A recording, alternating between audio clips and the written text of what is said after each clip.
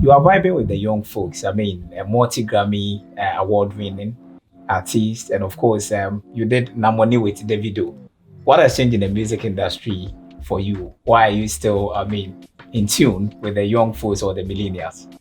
I think that music don't have age, and music is a universal language, and you have it in you, you cannot let go, or it won't let you go.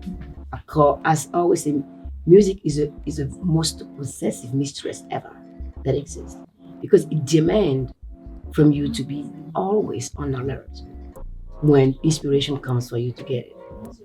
And what is really important for me is to see how the rise of the young artist becomes so is easy. When I started, it was hell don't even justify what I've been through, but I never gave up because for me it was important to have a career that will be a blueprint for other artists to come in. Miriam Makeba has been my blueprint. Bella Bello, I represented many artists. I grew up listening to different type of music, different genre of music. I've learned from music the existence of slavery, of apartheid, of all the most horror in the history of the past.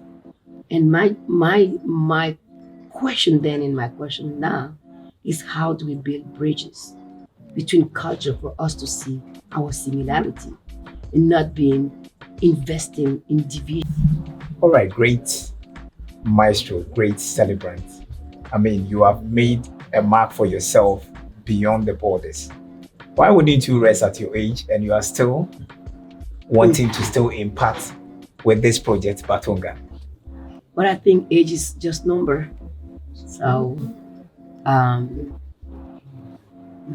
I think that we all at any age can be a game changer.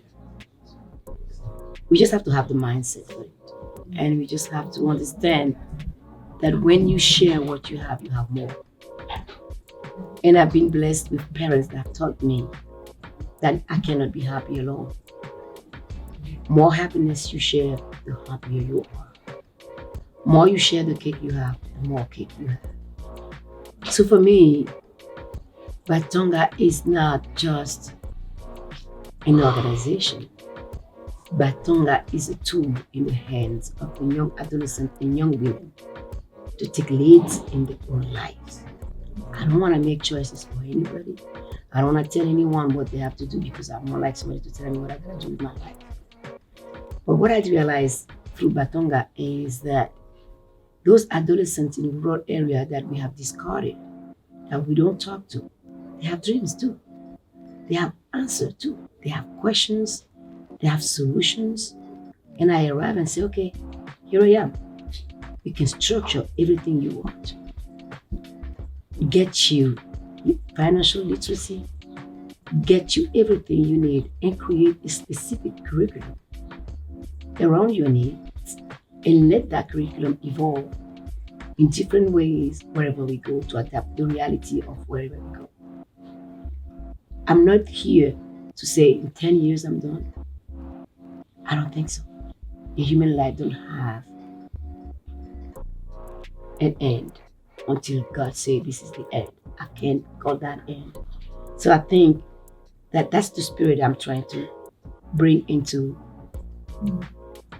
the team of Batonga everywhere we go. If you are passionate about young girl and young women, know that if you join us, it's a lifetime commitment. All right, so of course, being on grounds to see these indigenous women who has dreams, as you put it, what is igniting your spirit that is not making you sleep at night? Trying as much as possible to be an impact to them. The fact that a girl will go to bed married and scared, not knowing what tomorrow holds. We love our children. Children are king and queens in Africa. If we believe that, let us protect our young girls. Any reason we give ourselves to continue child marriage is brothers. We need to poke it out and save the life of those children. It's Absolutely, for me as a mother, just the idea of thinking of a young girl being on a delivering table, not understanding what it entails, suffering hell, keep me awake.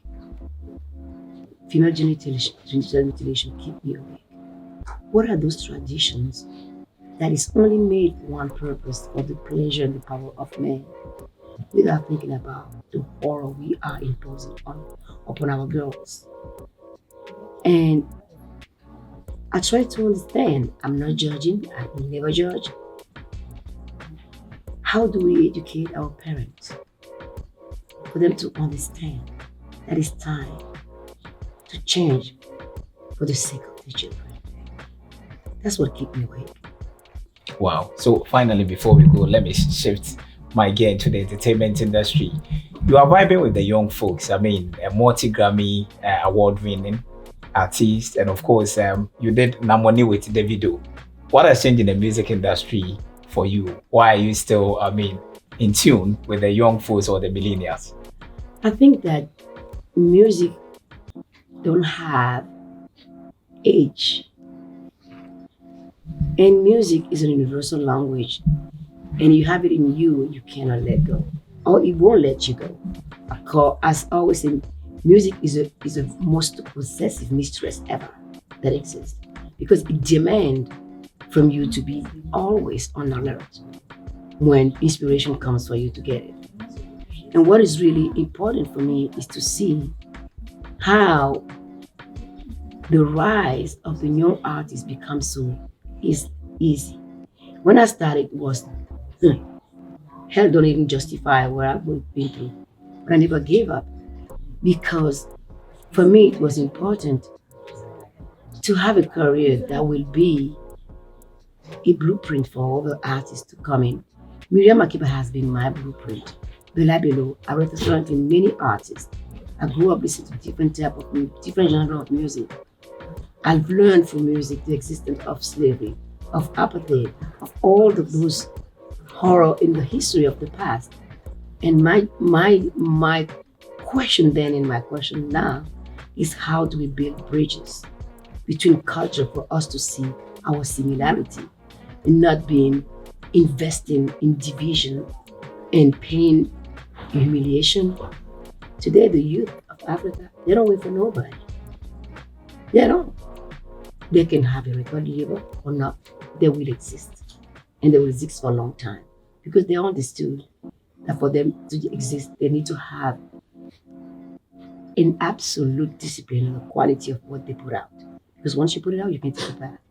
So every time everything come out, I listen carefully and I cheers, because I've been dreaming of this. If somebody have told me 20 or 25 years ago this is gonna happen, I'm gonna tell the person, on which planet are you living? Not gonna happen. You know what? It's good to doubt and to be challenged, and for the doubt to become the reality. Thank you very much for speaking with us, madam. Thank you so much for having me. Right.